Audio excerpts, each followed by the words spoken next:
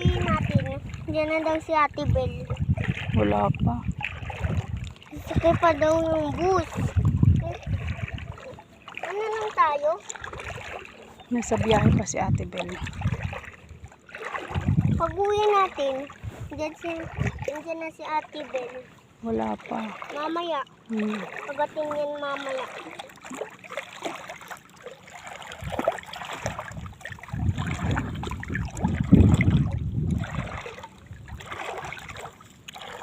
Po, hindi ako takot sa snake.